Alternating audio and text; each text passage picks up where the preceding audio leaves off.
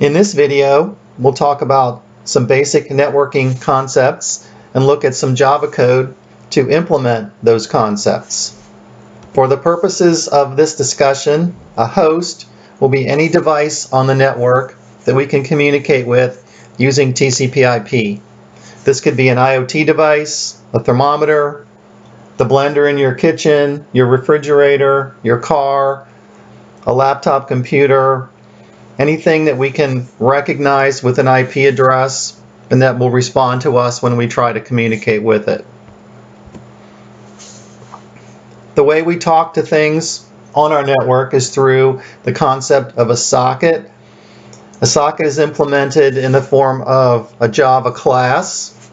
It's also implemented in any modern programming language. So once you've learned the concepts of using sockets and you understand ports and IP addresses and timeouts, you can apply that to other programming languages as well.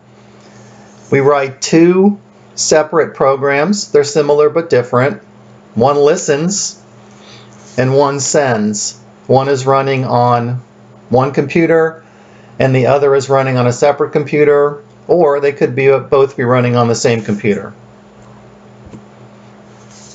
A port is a logical device, meaning that it does not exist in the real world. It's not something you can hold in your hand, but it exists in software.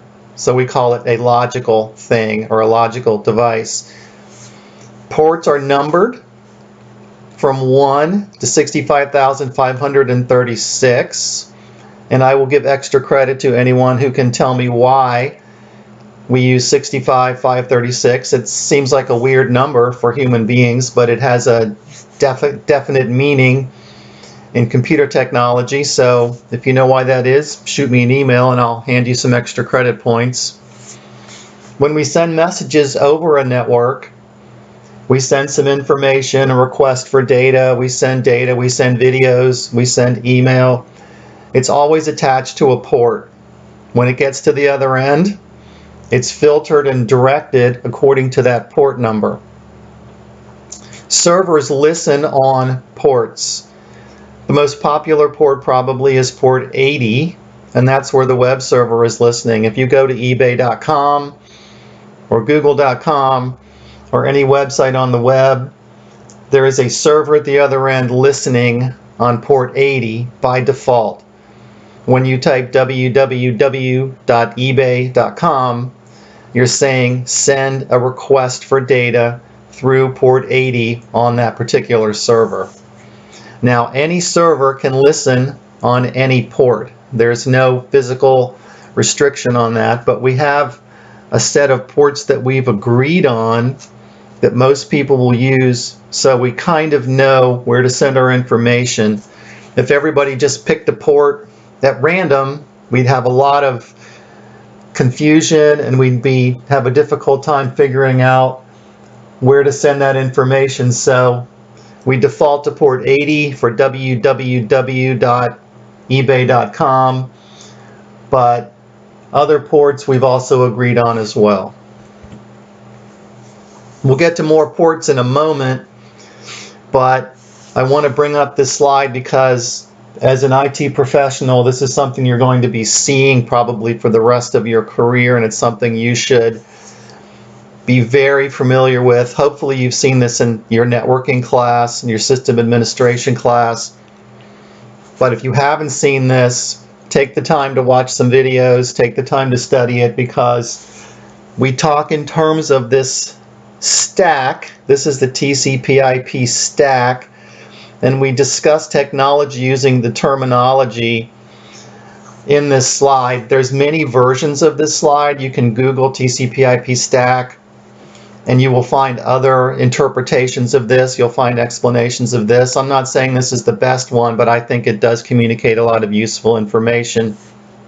I'm not going to go into it in great detail, but I just want you to know that this is something you should be familiar with, and you should look and see how it applies across all of the IT courses that you take.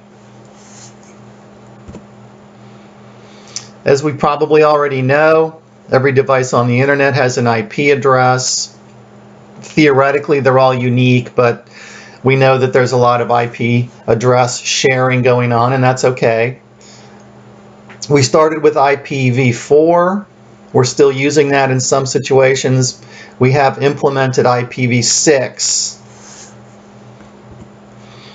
IPv4 gave us a possible maximum number of addresses of 4,294,967,296. Again, kind of a weird sounding number for human beings, but it's 2 to the 32nd or 32 bits of information, which was very convenient for computers to work with. When they created this kind of addressing, they thought, wow, that's a big number. 4 billion addresses, we'll never need that many. Well, they were wrong. We ran out. According to Intel, there are over 15 billion things on the internet at this time, and they're going to go up to 200 billion very soon. We didn't have enough IP addresses using IPv4. So we came up with IPv6, 8 groups of 4 hex digits, 2 to the 128th possible addresses, which is 3.4 by 10 to the 38th, which is 3.4 followed by 38 zeros. That's not enough. And that's me speaking. Someday we're going to run out, I promise. That sounds like a big number, but we will run out. It might take a while, but don't assume that any number is ever big enough these days. There's an organization that manages port assignments, and I'd like to take a look at that now, so I'm going to click on this address.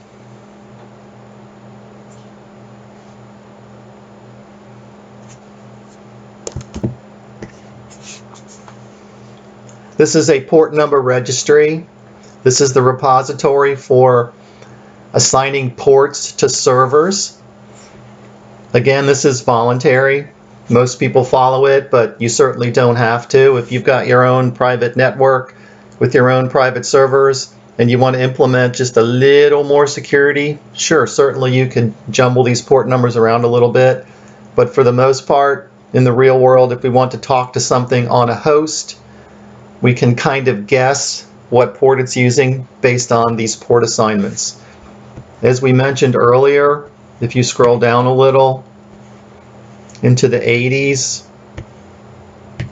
you can see that port 80 is the HTTP protocol, or the web server protocol. If you send a request to http://www.ebay.com, this is a non-encrypted HTTP protocol. You are sending it over port 80 by default, and you're assuming at the other end that server is listening on port 80. So I want to be a little clear on this.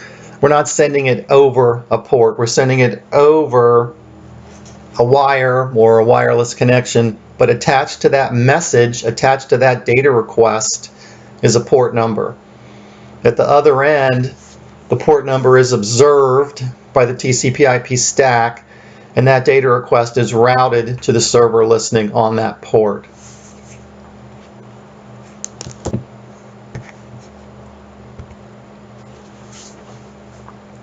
Here's the socket class that I mentioned earlier.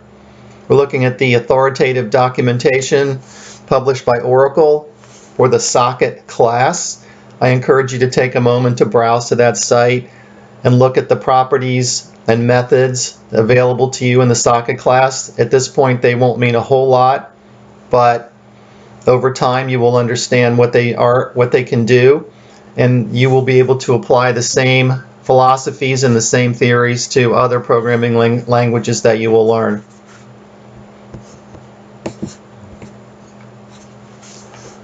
Remember, there's 2 programs running, one on the listener side and the other is on the client side. So this is the code on the listener side, also referred to perhaps as the server side. We create an object of type server socket.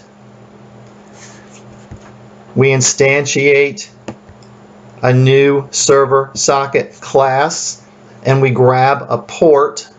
Now, if this port is available, if no one else has grabbed it, then that instantiation will succeed. In other words, it could fail if somebody else has already called dibs on that port. We set a timeout, meaning when we start listening on that port, if we don't hear anything, in this case in 10 seconds, we're going to give up. So sometimes we want to listen for a while and then give up and do something else. Sometimes we want to listen forever until a request comes in. That depends on your application, how you've written your program. And here is where we actually start listening. We call the accept method on that server socket object. In this case, we're going to wait for 10 seconds. If we don't have a request from a client, if nothing comes in over the wire attached to that port, it will time out and it will either throw an exception or just simply return with no information. That depends on how the class has been implemented. On the other side, somebody has to be requesting information. We typically call that a sender or a client. We implement something called a socket. We're creating a socket object. It's a little simpler. We attempt to establish a connection to some host name, and then we attempt to establish a connection associated with a port. We have to provide two pieces of information here, a host name and a port. In this case, I'm using 50 as my example. I don't even know what port 50 is. I just threw it in as a number. In the real world, you'd have to know what port that the server is listening on. You can't just guess that it might be 50. You have to know the number. Now, localhost we haven't gotten to yet. Just ignore that for the moment. But it's fairly simple to cobble up a basic sender object and have it do something. Does it always work? No. A lot of things could go wrong. We have to do some error handling, some debugging. As you can imagine, connecting two systems over a wire isn't always the simplest thing to do.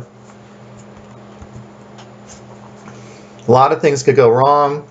We may have to get the IT department involved because there's a firewall on one of the many routers we're passing through. Maybe the other end just isn't listening today. Maybe it's down. Maybe they changed port numbers. So there's a lot of things that might have to be debugged. It might work today and not tomorrow. There are issues that you have to address. So be patient, work with other people on your team, and try to get the bugs worked out. For our purposes, to make our lives easy, we know that we can talk to localhost. If TCPIP is installed on your machine, and these days it almost always is, you can talk to yourself. And the name of yourself is localhost. At this point, a word of warning. I'm not trying to make you all into black hat hackers. I'm showing you basic things we can do with Java networking code. I'm not encouraging you to hack into anything. I'm not encouraging you to go get yourself in trouble. I am encouraging you to run your code locally. Run your code against localhost until you have a thorough idea of what's going on. And then if you'd like to branch out, that is at your own risk. So the code I will show you talks to localhost, which means you're talking to yourself. I may show you some code that talks to other devices, but again, that is completely up to you. If you'd like to try it or not, you do so at your own risk. If you want to try to talk to a device on the internet and you want to try to write some code that perhaps interfaces with the server elsewhere, that is at your own risk. I am not encouraging you to do that. I am not sanctioning that in any way. Before we get into the code, we can run a couple of commands from the command line. If you're on a Mac or you're on a Unix box, these will be different. These are Windows commands. If I run ARP-A, ARP is Address Resolution Protocol. That is the protocol that keeps track of all the devices on your LAN. So we're talking about things that haven't left your LAN yet, things that are behind your router on your side of the router. And I ran this command on one of my machines, and you can see that there are a whole bunch of things that the ARP cache knows about. And we won't get into all of these. I encourage you to do the same thing on your machine. You can't get in trouble doing this. This is perfectly safe. And you'll see some addresses pop up. One of them will be you, or not. And the other ones will be devices on your network that you know about for whatever reason.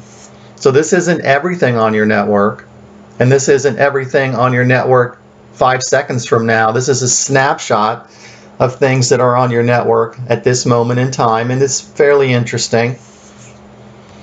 And then over on the right, ipconfig. If you run ipconfig with no arguments, it will tell you your IP address. And as you can see from that output, my IP address is 192.168.1.14. And then if you look down a little bit lower, it says my default gateway is 192.168.1.1. That is in a typical home local area network. That is your router.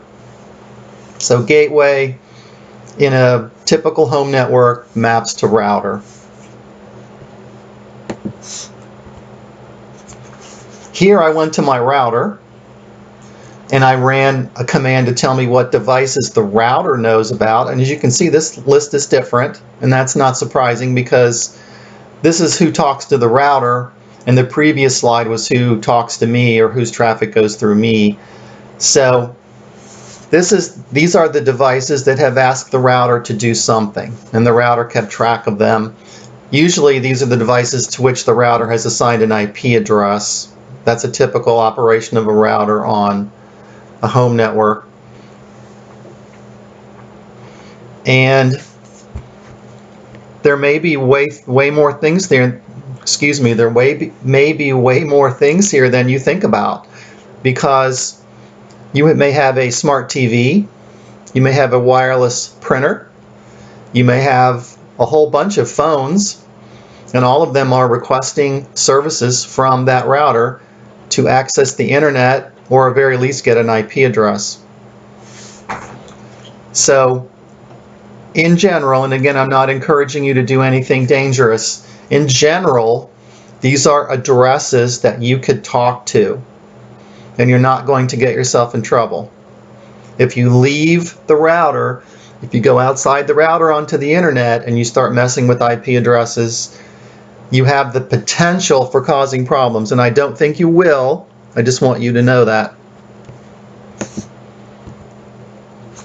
I provided you with a project. If you haven't done so, please stop the video and download that project now.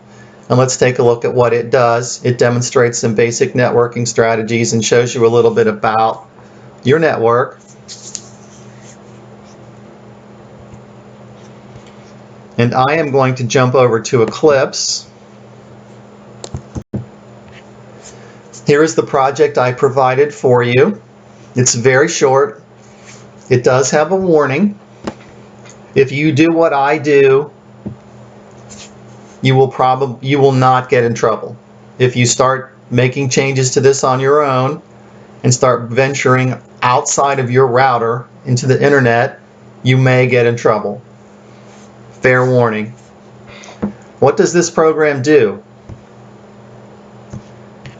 What it does is it queries a host to see if it has any open ports. An open port means that there is a server listening on that port.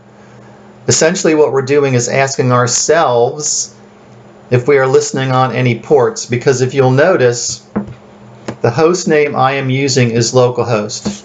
So wherever I am, wherever you are, wherever you run this program, localhost means talk to yourself. The TCPIP traffic that you generate will be traffic on your host alone. So you're not sending anything out onto the internet, you're not telling anyone that you exist, and you'll be fine. We mentioned earlier that there are 65,536 ports. Now we could amend or edit this program to scan all of those ports, and that might be interesting to do, but we're not going to because it would just take forever, because the timeout period times 65,536 would be a long time, and we're not going to wait that long. So we are only going to scan the first 1,024 ports, which is a category of ports that the IANA kind of segregates off to be, for lack of a better term, reserved. And we're going to see if anybody is listening on those ports. Let's look at the code first. I drop into a for loop, and I'm going to loop from 1 to max port, which is 1024. So I'm going from 1 to 1024, and each time through the for loop, I'm incrementing the port number starting at 1. I'm creating a new socket. The constructor for the socket in line 31 passes the host name, which is always going to be localhost, always us. We're always talking to ourselves. And then I, which is the port number. The first pass through the loop, it's going to attempt to connect to port number 1. It's going to attempt to see if any server is listening on that port. Now, if this fails, eventually line 31 will fail if nothing is listening on that port. We will end up in the catch block.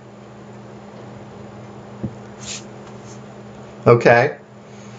If it just times out, we'll end up in this catch block.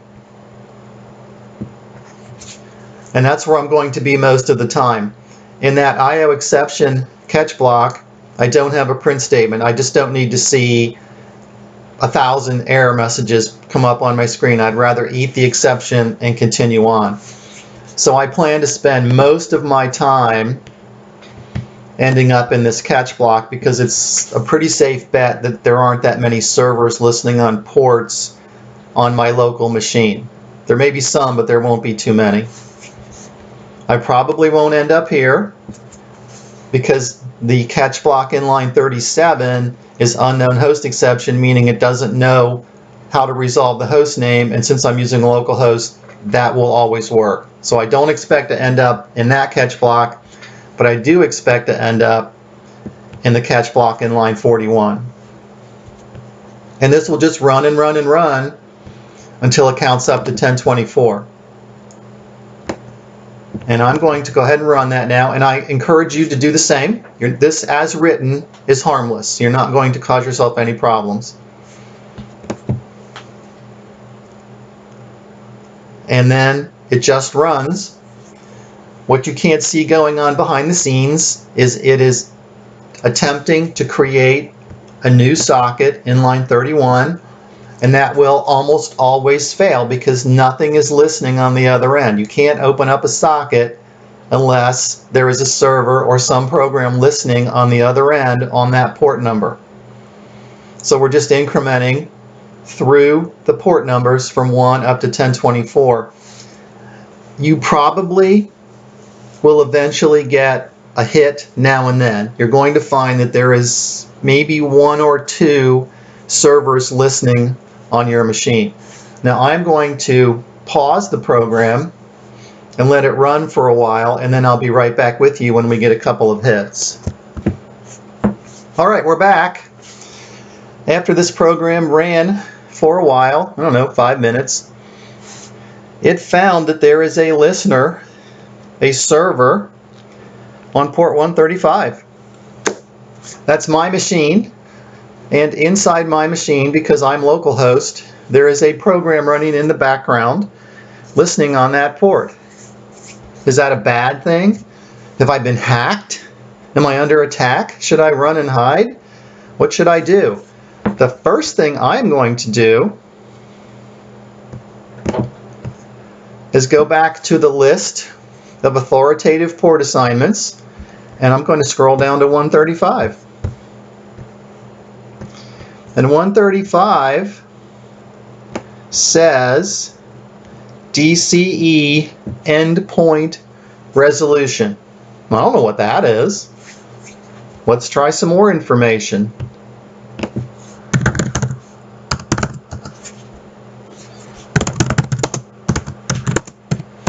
Since I know I'm running Windows, I can just go to a search engine and type in Windows, the operating system, and then port 135, and let's see if that tells me anything.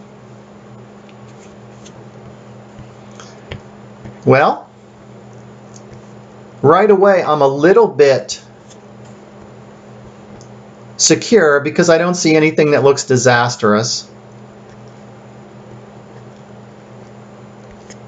But let's click the first link and let's see what it says. Port 135. Port 135 is certainly not a port that needs to be or should be exposed to the internet.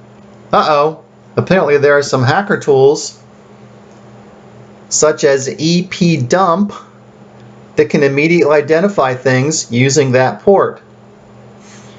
Well, the good news is that any machines placed behind a NAT router, NAT is network address translation, will be inherently safe. Okay, that means that your router is probably, hopefully, fingers crossed, not forwarding requests from the internet to your local area network for that port. Okay, they're just being blocked. So the upshot appears to be that if no one can get to that port from outside of your LAN, you're probably okay. And if you'd like to know more, grab a burrito and a bottle of root beer and just start digging into port 135 and you can learn all kinds of interesting things. That's not really the point of what we're doing here. I just wanted to show you that yes, it is possible to see if things are listening on ports using a very simple program. And back to the code again. So far, that's the only response we've received then, is the only server that we found so far is port 135. And I don't know what port number we are currently testing because I don't have any debug statements in this program. So we may only be on 136 at this point, who knows? Depends on how long the timeout period is between ports. So we could let this run, and I would encourage you to let it run. If you're very ambitious, and I hope you are, you could edit the port number to 65536 and then let the thing run overnight. And who knows what you might find. If you're a gamer, you may have a server listening on a port that you weren't aware of. You may find things that are very interesting. You may find you've been hacked. You may find ports that are open that have servers listening on them that you weren't even aware of. And if you do some research, you may find out your machine has been taken over as part of a botnet. Who knows? So it's a good cybersecurity exercise to teach you about what could possibly be going on this machine. As a matter of fact, one of the first things that hackers do is run a port scanner against a server to see if any ports are open. And I'll give you an example. If you go back to the IANA website and you look at port 25, 25 is SMTP, simple mail transfer. If you have an Outlook client or some other email client running on your machine, this is not webmail. This is some dedicated desktop application that's running. It might use SMTP to transmit mail messages back and forth to a mail server somewhere on the internet, meaning that it is sending out requests over TCPIP attached to port 25. That's all well and good, and everybody understands that, and that's fine, but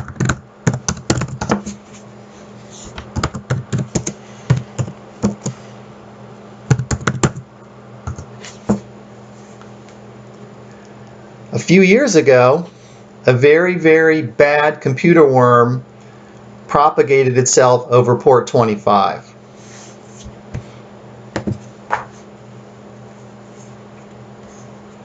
And it caused a lot of damage. So a lot of ISPs, to solve the problem, simply blocked port 25. And everybody's email clients quit working because of that. So if you do some research and you read about how ports can be blocked and unblocked and how viruses and worms and malware can travel over particular ports, that would be a good thing for you to do in your spare time, which I'm sure you have a lot of right now. Let's go back to our program again. Well, we still don't have anything besides 135, and that's fine. There may be some others. You may have gotten different results on your machine. That's okay. But I'm going to stop this. And I'm going to go back to the slide that showed me what devices were connected to my router. At this point, I'm not encouraging you to follow along. You may choose to, and you're 99.9% safe, but this is entirely up to you. I have on my local area network a Canon wireless printer, and it is at IP address 192.168.1.4. At least it was when I took this screen snip. Now that could certainly have changed, but I'm going to try 192.168.1.4.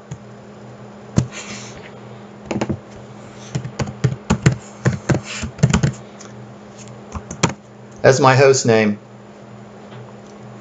Now when I run this program, instead of probing the ports on localhost, it will probe the ports at 192.168.1.4. That is a device on my local area network. I'm not going outside of my router. So I'm going to try that.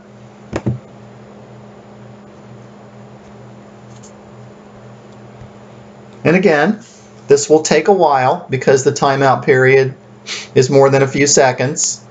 So over time, if I let this run, I may find out that there are open ports on this printer. And I am going to pause the program for a moment and let this run, and I will be back with you. I'm back. After some waiting, I have learned that on port 80 of my printer, something is listening. Since it's port 80, we can assume that it's probably a web server. My printer has a little tiny web server on it waiting for me to do something. It could be anything else, but since it's port 80, we can assume it's probably a web server. Now, a hacker would take this information and begin probing that port, and the first thing they would do is start sending web-shaped requests to that port because it's probably a web server. And from that information, they can learn what kind of printer it is, and they can get a login console just by browsing to that web address. Now that web address is 192.168.1.4. Thankfully that is on the inside of my router, and thankfully it is not accessible from the outside world, because port 80 requests are not being forwarded across my router from the outside world into my LAN. However, sometimes it's not that simple.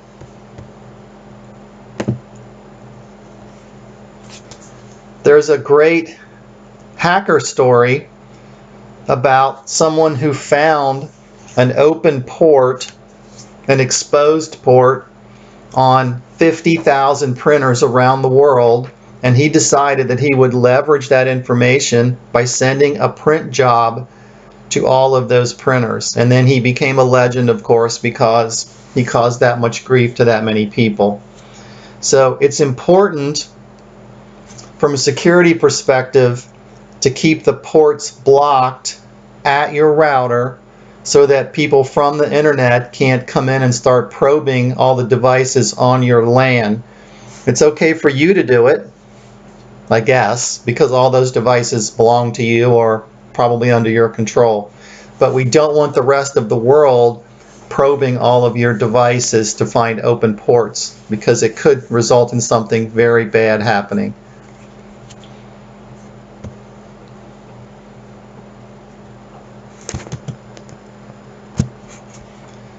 Okay, Back to the code again. We're still probing 192.168.1.4. We may find some open ports beyond 80. We may not. Who knows? But I'm going to stop this now. And I encourage you to look at the contents of your local area network using your router or by using ARP-A, and perhaps probe some of the devices on your network. If you have a smart TV, perhaps that has some ports open. If you have people's cell phones connecting to your router to access the internet, perhaps those have some open ports open. You never know. It's up to you. You're probably okay if you do it. You're probably not going to get arrested, but I strongly encourage you to not do this kind of thing outside of your local area network. Don't go onto the internet. Don't put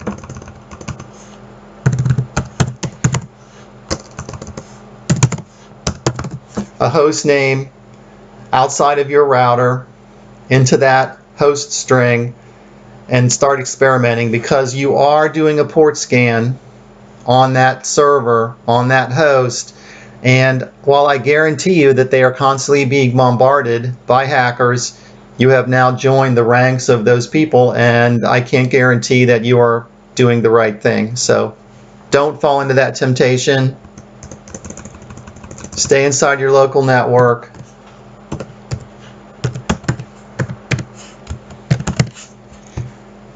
And you should be fine.